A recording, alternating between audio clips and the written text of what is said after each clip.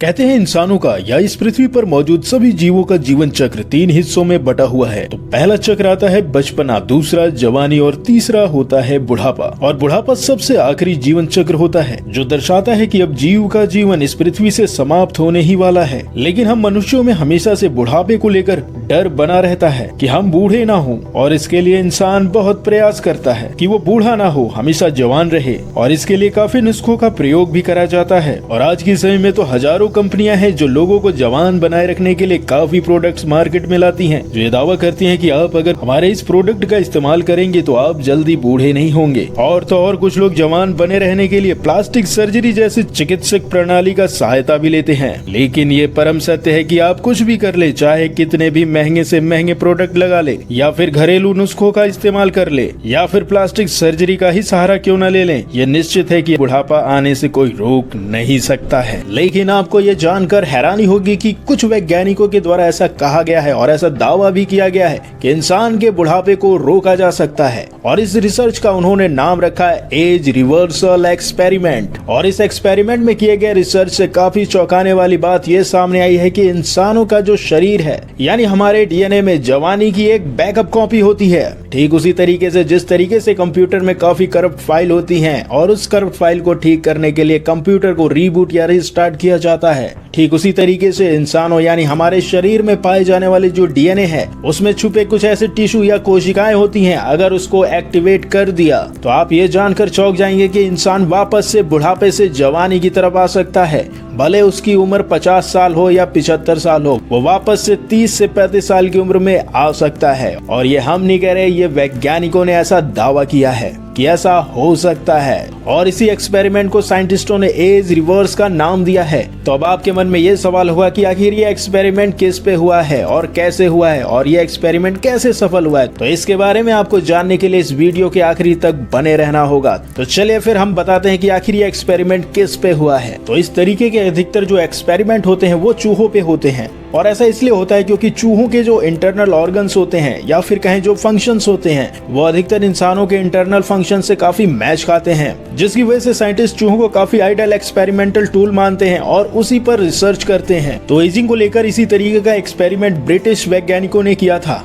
और जब उन्होंने एक्सपेरिमेंट करना शुरू किया तो उन्होंने 2 चूहे लिए। एक चूहा जो था वो दिखने में काफी बूढ़ा था और दूसरा चूहा काफी यंग था। और जो बूढ़ा चूहा था वो काफी रोगग्रस्त था, यानी वो फिजिकली फिट नहीं था। लेकिन वहीं जो यंग चूहा था वो काफी फिट और हेल्दी था। और आपको अब ये जानकर हैरानी होगी कि वैज्ञानिकों ने उस बूढ़े चूहे का जो वेस्ट होता है, यानी जो मल होता है, उसके थ्रू एक बूढ़े चूहे को जवान कर दिया। वैसे तो ये सोच के काफी अटपटा सा लगता है कि आखिर ऐसा कैसे हो सकता है, लेकिन ये सच्चाई है कि ऐसा हुआ है। और आपको ये जानकर हैरानी होगी कि उस बूढ़े चूहे में युवा चूहे जैसी क्षमताएं आ गई, यानी वो पहले से ज्यादा एक्टिव और फिजिकली हेल्दी हो गया था। दरअसल इस एक्सपेरिमेंट में हुआ ये था कि जो यंग चूहा था उसका जो मल है, यानी जो उसका वेस्ट है, उसको बुजुर्ग चूहे के अंदर यानी उसके आंत में ट्रांसप्लांट करा दिया गया था। और जो इस यंग चूहे का जो मल था, यानी जो उसके मल में पाए जाने वाले जो माइक्रोब्स यानी जीवाणु थे, वो काफी ज्यादा सक्रिय थे। और जब ये जीवाणु उसकी आंतों से म्यूटेशन करने लगा तो उसके आंत का जो फंक्शन है वो पहले से ज्यादा सक्रिय होने लगा था। यानी वैज्ञानिकों ने ये निष्कर्ष निकाला कि अगर किसी भी जीव के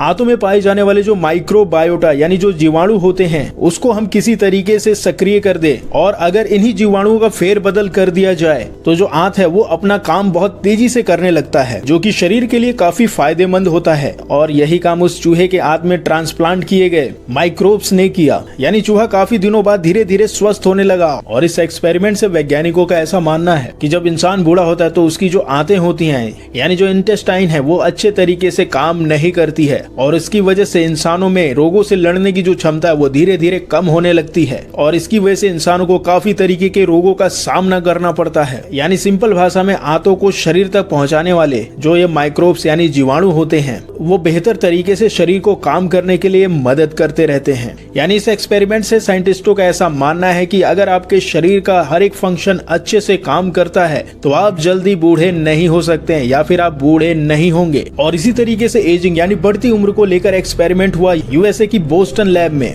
जहां पर 2 चूहों पर एक्सपेरिमेंट हुआ, जहां एक चूहा यंग था और दूसरा चूहा ओल्ड था। और जब बूढ़े चूहे के डीएनए में कुछ फेरबदल किया गया तो काफी चौंकाने वाले परिणाम ये आए कि जो चूहा बूढ़ा था, यानी जो उसकी आंखें बिल्कुल कमजोर थी, वो वापस ठीक हो गई थी और वो बिल्कुल यंग चूहे की तरह बर्ताव करने लगा था। और ठीक उसके विपरीत जब एक जवान यानी यंग चूहे को बूढ़ा करने के लिए उसके डीएनए में फेरबदल किए गए तो वो जो जवान चूहा था वो बूढ़ा हो गया, यानी वो बिल्कुल कमजोर हो चुका था। तो इस एक्सपेरिमेंट से साइंटिस्टों ने ये निष्कर्ष निकाला कि जो एज है उसको रिवर्सेबल किया जा सकता है, यानी इंसान को जवान और बूढ़ा बनाया जा सकता है, वो चाहे किसी भी एज में हो। और इसी एक्सपेरिमेंट के द्वारा साइंटिस्टों ने यह निष्कर्ष निकाला कि सभी इंसानों के डीएनए में एक यंग एज की बैकअप कॉपी होती है और अगर हमने इस टिश्यू को एक्टिव कर दिया तो बूढ़ा इंसान फिर से जवान हो सकता है और जवान इंसान को बूढ़ा किया जा सकता है। यानी इसे आप आसान भाषा में इस तरीके से समझ सकते हैं कि इंसानों के शरीर से यानी जो उसका डीएनए होता है उसमें से एपिजेनिक नाम का एक केमिकल रिलीज होते रहता है और ये वही केमिकल होता है जो शरीर की सभी चीजों को पोषण देता है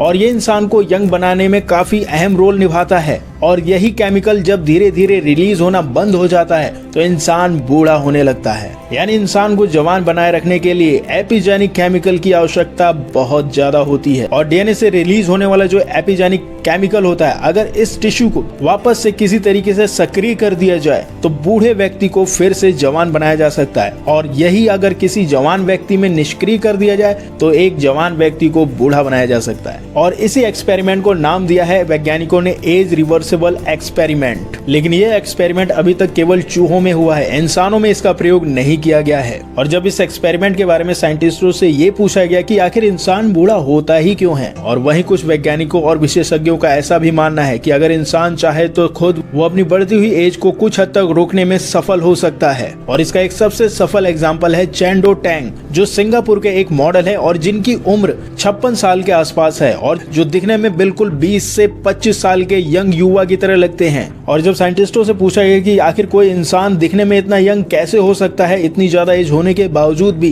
तो वैज्ञानिकों के द्वारा ये बताया गया कि इंसानों की आज के समय में जो लाइफ स्टाइल है वो काफी ज्यादा हैक्टिक हो चुकी है। यानी अगर कोई इंसान अपने लाइफ स्टाइल को बेहतर कर ले और नेचर से कनेक्ट हो जाए तो वो काफी हद तक अपनी एज को कम कर सकता है। और इसका एक बेस्ट एग्जाम्पल ये भी है कि 21वीं सदी में काफी नए नए वायरस आए जिसकी वजह से इंसानों की जो इम्यूनिटी शक्ति है वो कम होती रही और इसकी वजह से जो इंसानों की जीन है उसमें भी काफी बदलाव होते रहा, जिसकी वजह से जो डीएनए से एपिजेनिक केमिकल है वो रिलीज होना काफी हद तक कम हो चुका है। और यही एक वजह है कि इंसान काफी तेजी से बूढ़ा होता जा रहा है। और साइंटिस्टों के द्वारा किए गए इस एक्सपेरिमेंट के द्वारा फ्यूचर में ऐसा हो सकता है कि इंसान कभी बूढ़ा ना हो। तो ये एक्सपेरिमेंट सफल होगा या नहीं ये तो भविष्य की बात है, लेकिन अगर ये जानकारी आपको अच्छी लगी और ये वीडियो देख के आपको मजा आया तो इस चैनल को लाइक करिए, शेयर करिए और सब्सक्राइब करिए। फिर मिलते हैं किसी नए टॉपिक के साथ, तब तक के लिए नमस्कार।